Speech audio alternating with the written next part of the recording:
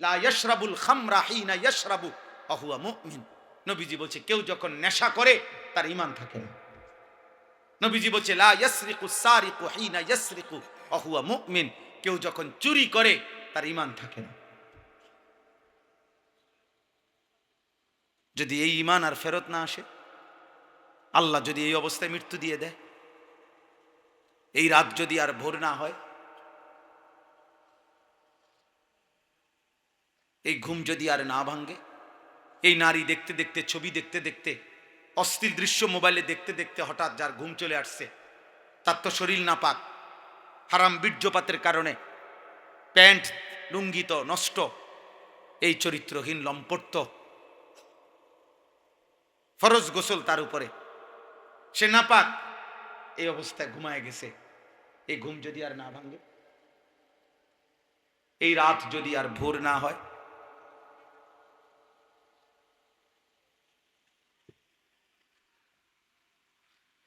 আল্লাহ আমাকেই মাফ করে দেন।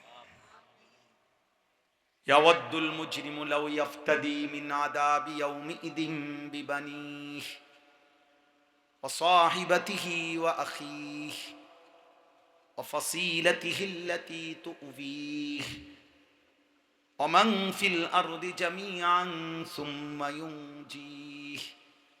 আল্লাহ বলে হাসরের দিন নাফরমান পাপী আল্লাহকে বলবে, আল্লাহ আজ হাসরের ময়দানে আমার ছেলে মেয়েদেরকে জাহান্নামে দিয়ে দেন, বিনিময়ে আমারে বাঁচায় দেন। আমার স্ত্রীকে জাহান্নামে দিয়ে দেন, আমারে বাঁচায় দেন। আমার ভাই বোনদেরকে জাহান্নামে দিয়ে দেন, আমারে বাঁচিয়ে দেন। আল্লাহ আমার মহল্লাবাসীকে জাহান্নামে দিয়ে দেন, আমারে বাঁচিয়ে দেন। আল্লাহ জমিনের সবগুলো মানুষকে জাহান্নামে দিয়ে দেন, আমারে বাঁচায় দেন। ইয়া রব্বি নাফসি নাফসি। ফেরেশতা বলবে এটা তোমার বিবি, বলবে তার ইচ্ছা করলে জাহান্নামে দাও, আমারে বাঁচিয়ে দাও। ফেরেশতা বলবে বন্ধু এটা তোর ছেলে মেয়ে, নাফরমান বলবে ওদেরকে জাহান্নামে দিয়ে দাও, আমারে বাঁচিয়ে দাও। ফেরেশতা বলবে এটা তোর মা বাপ, নাফরমান বেঈমান বলবে এদেরকেও জাহান্নামে দিয়ে দাও, আমারে বাঁচিয়ে দাও। কাল্লা ইন্নাহা লাযা। আল্লাহ বলে না না, কখনোই না বান্দা, আমি কোন অবস্থাতেই আজ ছেড়ে দেব না। ইন্নাহা লাযা, জ্বলন্ত ধাউ ধাউ লেলিহান আগুনের শিখায় তোমাকে ফেলে দেওয়া হবে। নাজ্জাআতাল লিশ-শাওয়া, আল্লাহ বলেন এক সেকেন্ডের জাহান্নামের আগুনে নাফরমান ফেলতেই তোমার সারা দেহের চামড়া প্রথম সেকেন্ডেই খসে ফেলবে। তাদউ মান আদবারা ওয়া তাওয়াল্লা ওয়া জামা ফাআওয়া। আল্লাহর কসম আব্বা, আল্লাহ বলেন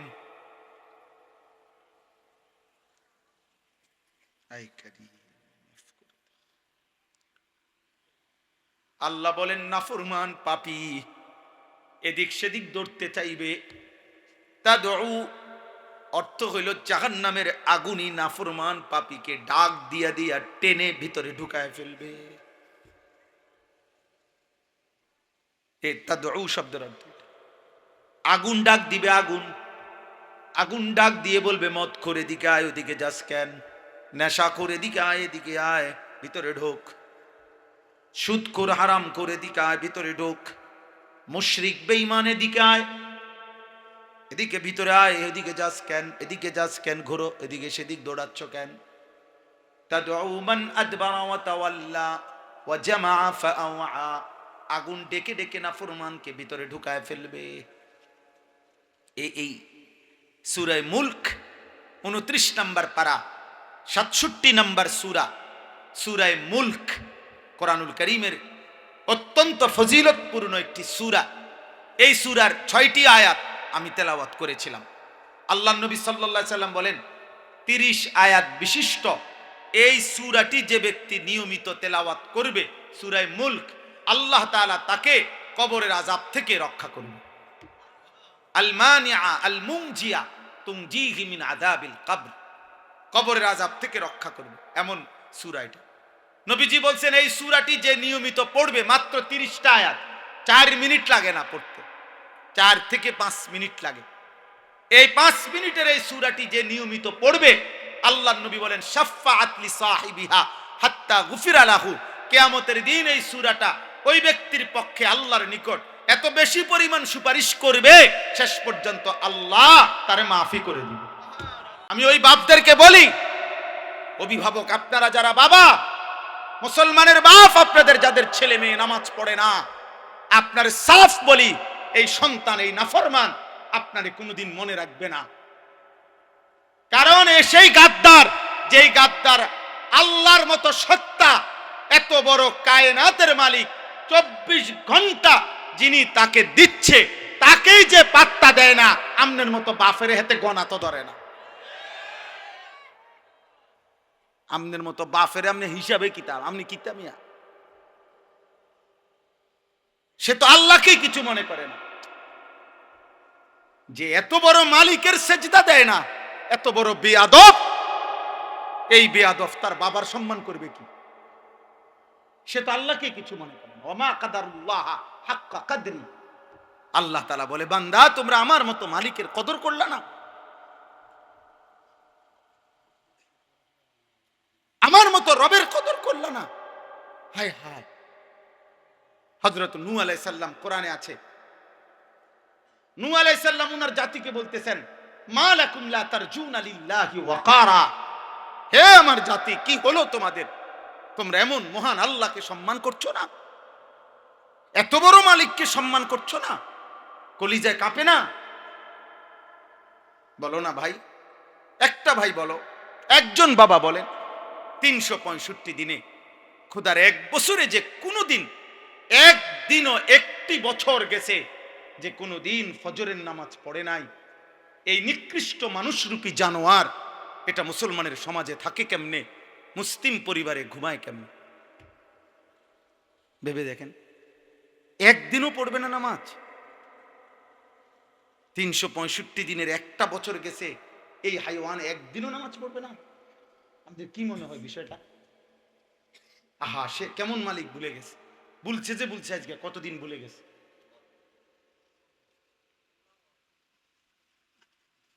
বলেন।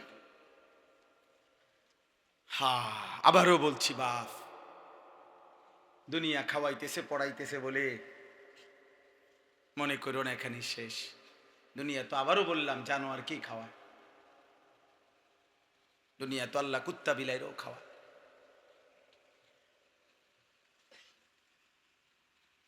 হ্যাঁ, যৌন চাহিদা তো জানোয়ারেরও পূরণ না। কুকুরের বাচ্চা হয় কেমনে? শুকরের বাচ্চা হয় কেমনে? গরু ছাগলের বাচ্চা হয় কেমনে? তো লজ্জাস্থানের চাহিদা পূরণ না হইলে ওগুলোর বাচ্চা হয় কেমন? তো এটা তো তেমন কিছু না। জীবন মানে গোলামি, জীবন মানে বন্দিগি, জীবন মানে আখেরা, জীবন মানে সেজদা, জীবন মানে রবের গোলামি, জীবন মানে মদিনার বন্ধুকে চেনা, জীবন মানে রাসূলুল্লাহ সাল্লাল্লাহু আলাইহি সাল্লামের একটা একটা সুন্নাত অনুসরণ করা। এরই নাম হায়াত, এরই নাম জীবন। বাকিটা পশু, যেটার কোনো মূল্য নাই, কোনো মূল্য নাই। কোরআনুল কারীমের স্পষ্ট আছে সূরা নাবার মধ্যে, কিয়ামতের দিন আল্লাহ তাআলা সমস্ত জন্তু জানোয়ারকে কবর থেকে হাসরের ময়দানে উঠাবেন। উঠানোর পরে আল্লাহ তাআলা প্রত্যেকটা জন্তু জানোয়ারের মধ্যে সামান্য একটু বিচার করবেন। বিচারটা কি? দুনিয়াতে যেই প্রাণী এক প্রাণীর উপরে অন্যায়ভাবে কোনো ধাক্কা দিছে, গুতা দিছে, জুলুম করছে, এগুলোর নগদ বিচার হবে অল্প অল্প। এই তুমি হেরে ধাক্কা দিয়ে দাও, তুমি হেরে ঠেলা দিয়ে দাও, ইত্যাদি ইত্যাদি। এরপরে আল্লাহ তাআলা বলবেন, সমস্ত জানোয়ার আজ হাসরের ময়দানে তোমরা সব মাটি হয়ে যাও। কি হয়ে যাও? খালাস, তোমাগো মাসালা শেষ, তোমাগো পর্ব শেষ।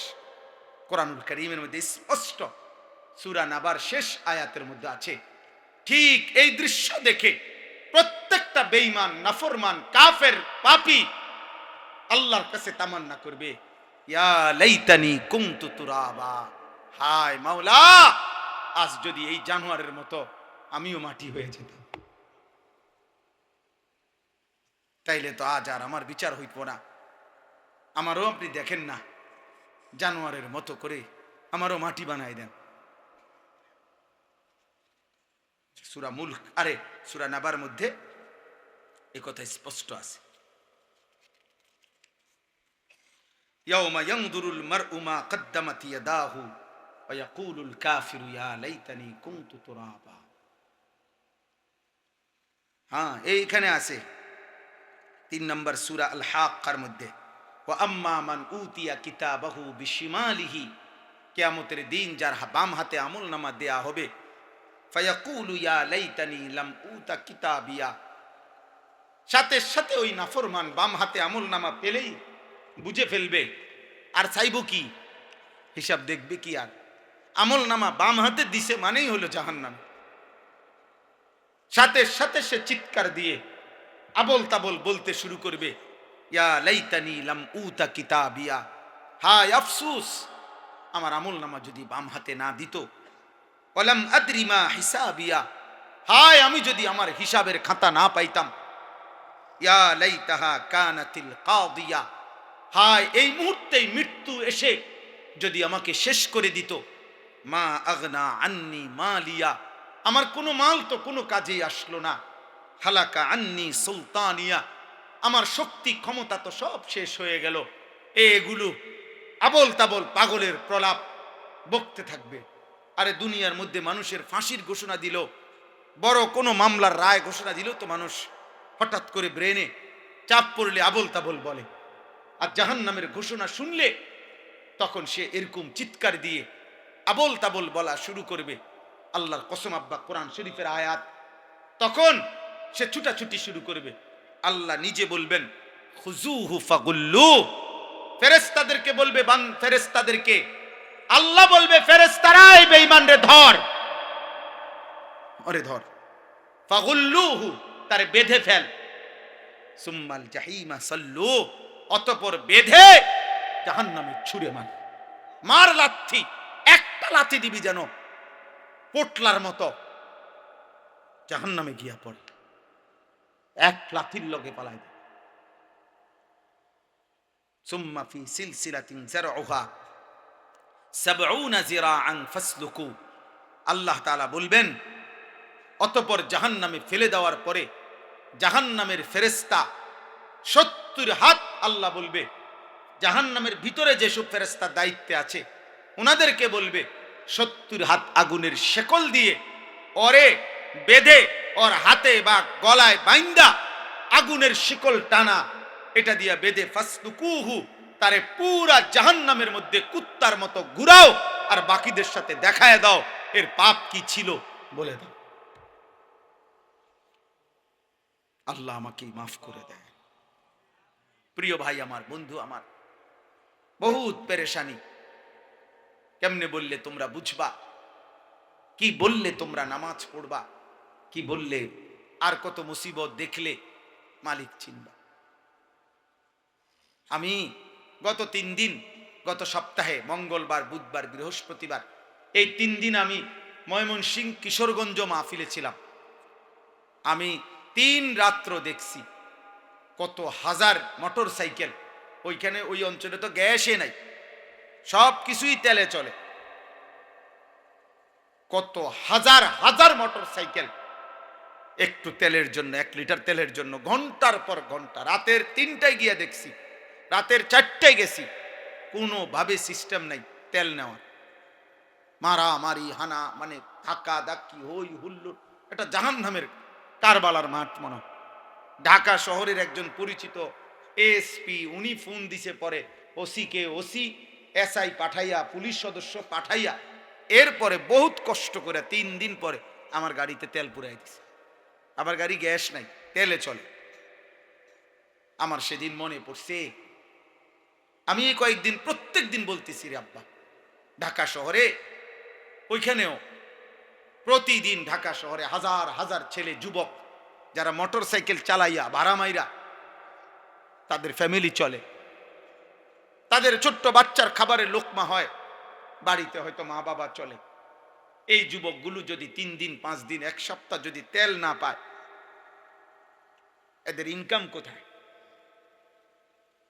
এদের 5 বছরের বাচ্চা জিগিয়া যদি বলে, আব্বু খাবার কই, এই বাপ কোত্থেকে খাবার এনে দিবে? বেচারা তো এটাই ইনকাম।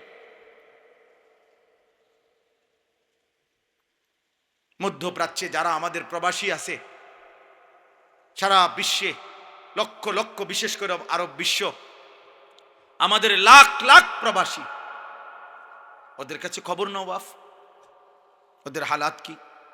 দুবাই ফাঁকা হয়ে গেছে।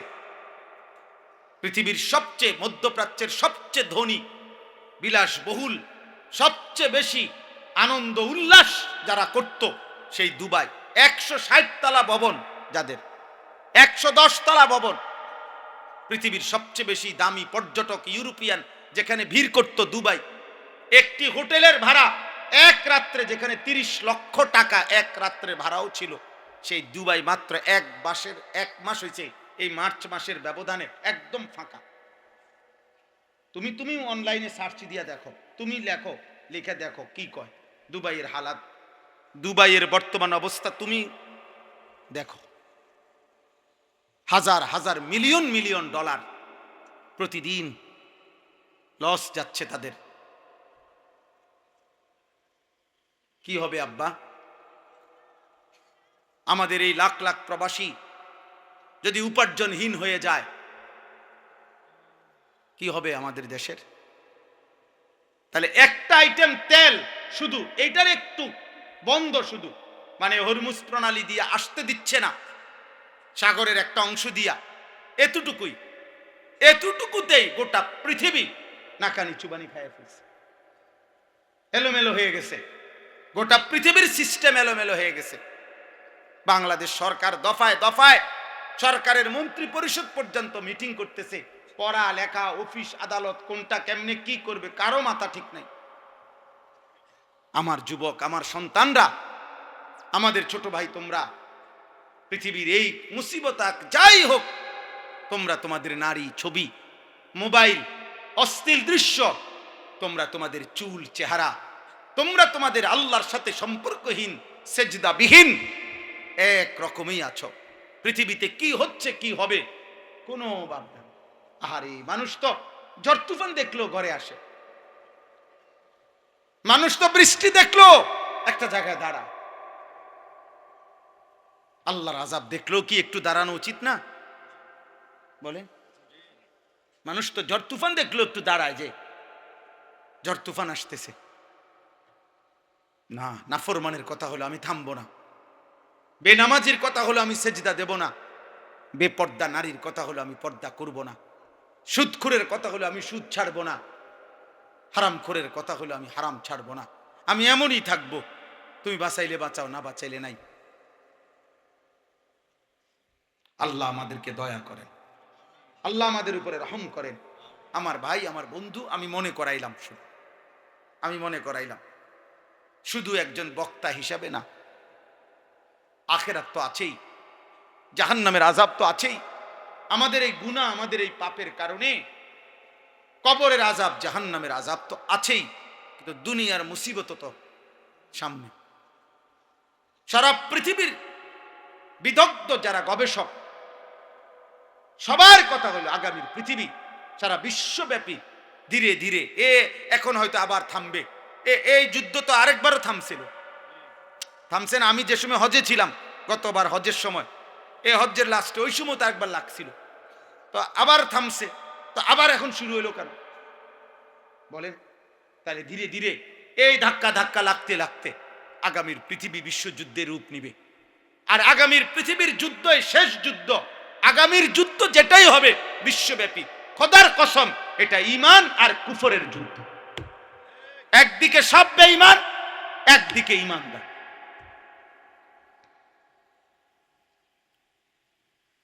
অতএব দয়া করেন, আমরা বাবারা যারা আছেন, পর্দার আড়ালের মা বোন যারা আছেন, আমার একটাই কথা, আমি ওই মাহফিলও বলছি, একটা অনুরোধ শুধু, আমার একটা আবদার আপনাদের সবার কাছে, যে বুঝছেন, যার বিবেক আছে, আপনাদের আবদার, আপনার সাধ্য মতো, সামর্থ্য মতো, যে দূর পারেন, যাকে পারেন, আপনার অধীনস্থ নাতিটারেই পারেন, আপনার ছেলে মেয়ে, যে যাকে যে দূর সম্ভব, একজন আরেকজনকে, বুড়া জওয়ান নারী পুরুষ, আল্লাহর কথা, নামাজের কথা, আমরা মুসলমান, আমাদের আল্লাহর হুকুম মানার কথা একটু প্রত্যেকেই শত কণ্ঠে, হাজার কণ্ঠে, লাখ কণ্ঠে বলেন।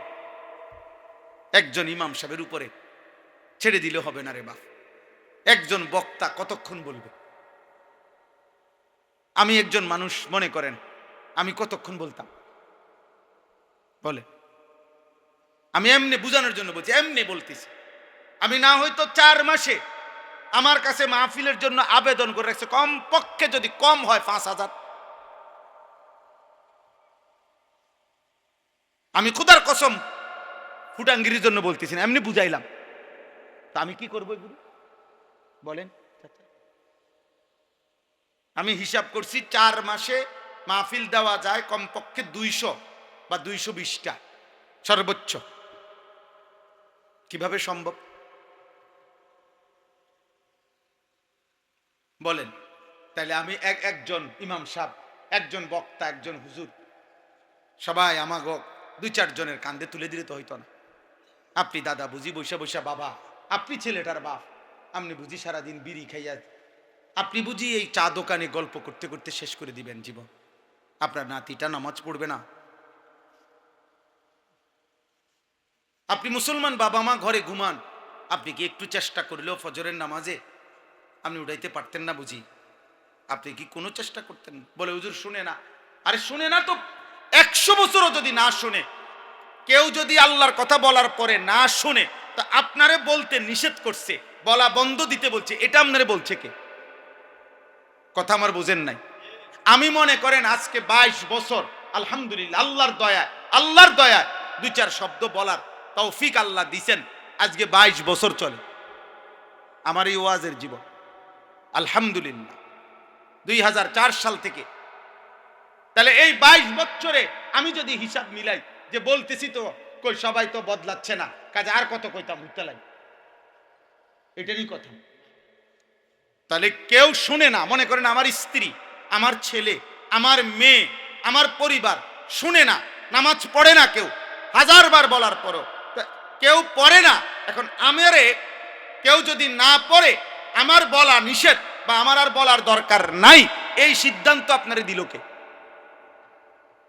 আমার কথাটা বুঝছেননি আপনারা?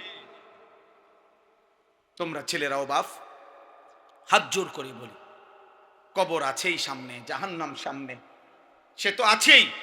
আগামীর পৃথিবীটাও নিজেদের পৃথিবী, নিজেদের বেঁচে থাকা তোমরা এমন অনিরাপদ বিপদের ঝুঁকিতে ফেলো না, কষ্ট পাই বাবা। বললাম প্রিয় বন্ধু, প্রিয় ভাই, বললাম আমি, তোমরা খুব বেশি মাতবরি করতেছ, বিশেষ করে তোমরা এই জেনারেশন খুব বেশি অহংকার করতেছ। এই বর্তমান প্রজন্মের তোমরা যাদের বয়স 14, 16, 18, 20, 25 বছর, তোমরা বেশি বাড়াবাড়ি করছো। তোমরা মোবাইলটা নিয়ে পাগল হয়ে গেছো। তোমরা নারীর মধ্যেই জীবনের সব সুখ খুঁজতেছ। তোমরা ছবি আর জিনা ব্যভিচারের দৃশ্য আর অসভ্যতা আর অশ্লীলতার উলঙ্গ দৃশ্যের প্রতি জীবনটা তোমরা ওয়াকফ করে দিচ্ছ। এটা ঠিক না বাপ। এটার একটা ক্ষতিকর, চূড়ান্ত, দুঃখজনক পরিণতি অচিরেই তোমার উপরে হোক অথবা তোমার পরবর্তী জেনারেশনের উপরে হোক, হবেই হবে। আমরা কিতাবে পড়ছি পূর্বপুরুষের দোয়া কোরআনে আছে, আমাদের দেশের কথার প্রচলনের মধ্যে আছে।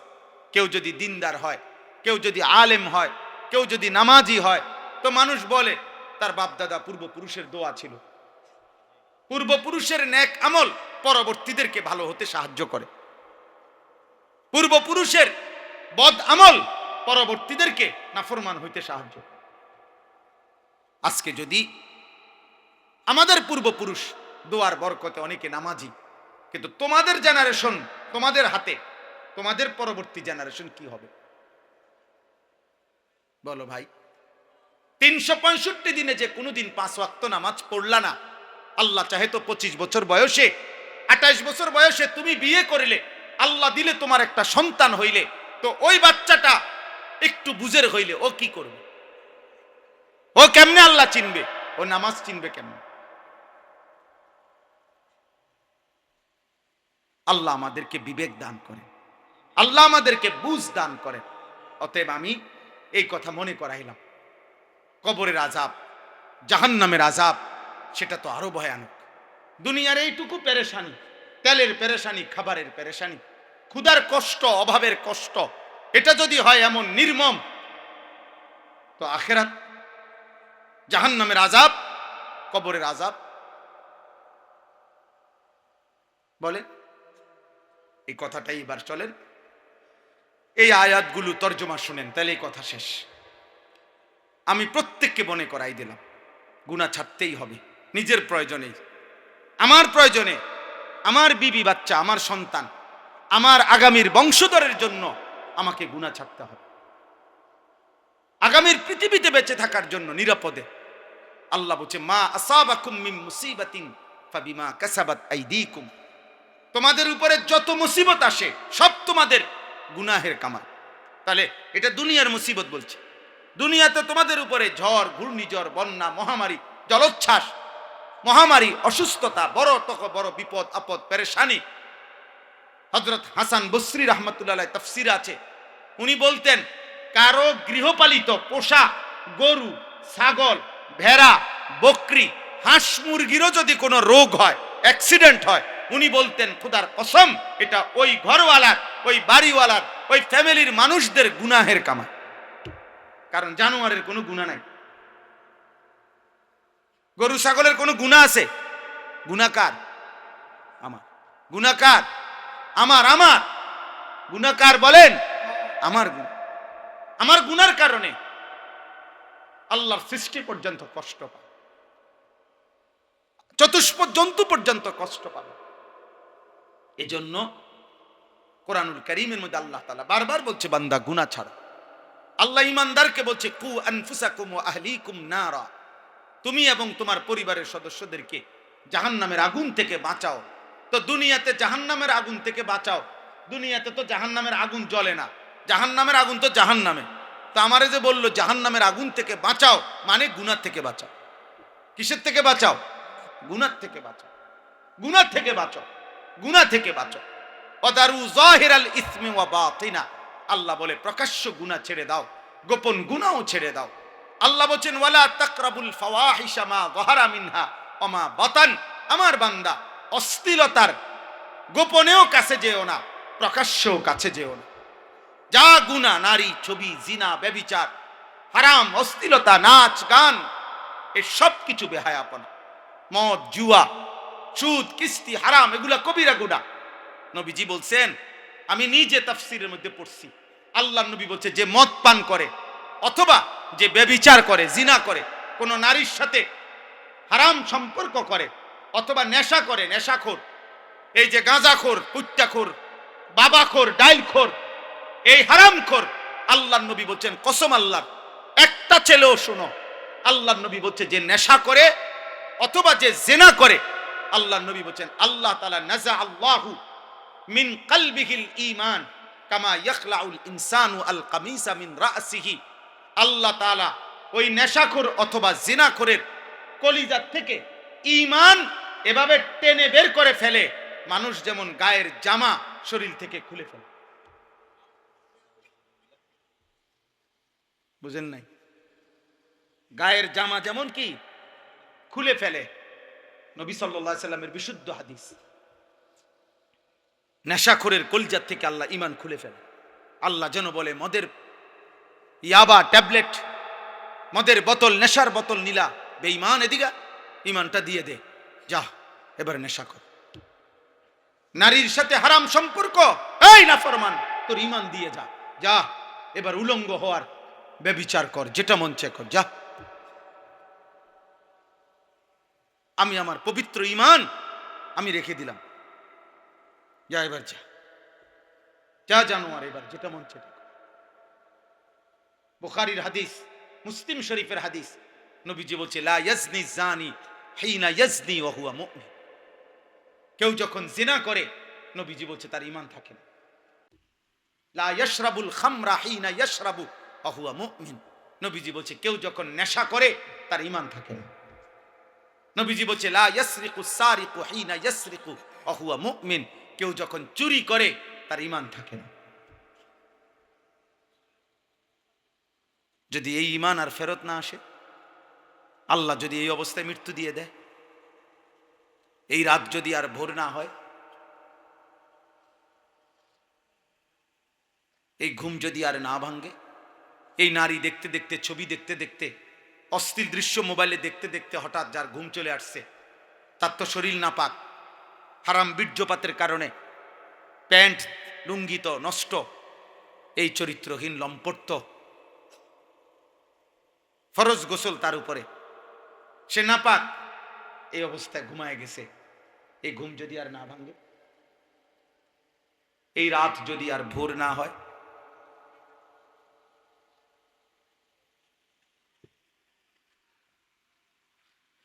আল্লাহ আমাকেই মাফ করে দেন। ইয়াওয়াদ্দুল মুজরিমু লাউ ইয়াফতাদি মিন আযাবি ইয়াউমিইযিন বিবানিহি ওয়া সাহিবাতিহি ওয়া আখিহি ওয়া ফাসিলাতিহি আল্লাতী তু'বিহি ওয়া মান ফিল আরদি জামিআন সুম্মা ইউনজিহি। আল্লাহ বলে হাসরের দিন নাফরমান পাপী আল্লাহকে বলবে, আল্লাহ আজ হাসরের ময়দানে আমার ছেলে মেয়েদেরকে জাহান্নামে দিয়ে দেন, বিনিময়ে আমারে বাঁচায় দেন। আমার স্ত্রীকে জাহান্নামে দিয়ে দেন, আমারে বাঁচায় দেন। আমার ভাই বোনদেরকে জাহান্নামে দিয়ে দেন, আমারে বাঁচিয়ে দেন। আল্লাহ আমার মহল্লাবাসীকে জাহান্নামে দিয়ে দেন, আমারে বাঁচিয়ে দেন। আল্লাহ জমিনের সবগুলো মানুষকে জাহান্নামে দিয়ে দেন, আমারে বাঁচায় দেন। ইয়া রব্বি নাফসি নাফসি। ফেরেশতা বলবে এটা তোমার বিবি, বলবে তার ইচ্ছা করলে জাহান্নামে দাও, আমারে বাঁচিয়ে দাও। ফেরেশতা বলবে বন্ধু এটা তোর ছেলে মেয়ে, নাফরমান বলবে ওদেরকে জাহান্নামে দিয়ে দাও, আমারে বাঁচিয়ে দাও। ফেরেশতা বলবে এটা তোর মা বাপ, নাফরমান বেঈমান বলবে এদেরকেও জাহান্নামে দিয়ে দাও, আমারে বাঁচিয়ে দাও। কাল্লা ইন্নাহা লাযা। আল্লাহ বলে না না, কখনোই না বান্দা, আমি কোন অবস্থাতেই আজ ছেড়ে দেব না। ইন্নাহা লাযা, জ্বলন্ত ধাউ ধাউ লেলিহান আগুনের শিখায় তোমাকে ফেলে দেওয়া হবে। নাজ্জাআতাল লিশ-শাওয়া, আল্লাহ বলেন 1 সেকেন্ডের জাহান্নামের আগুনে নাফরমান ফেলতেই তোমার সারা দেহের চামড়া প্রথম সেকেন্ডেই খসে ফেলবে। তাদউ মান আদবারা ওয়া তাওয়াল্লা ওয়া জামা ফাআওয়া। আল্লাহর কসম আব্বা, আল্লাহ বলেন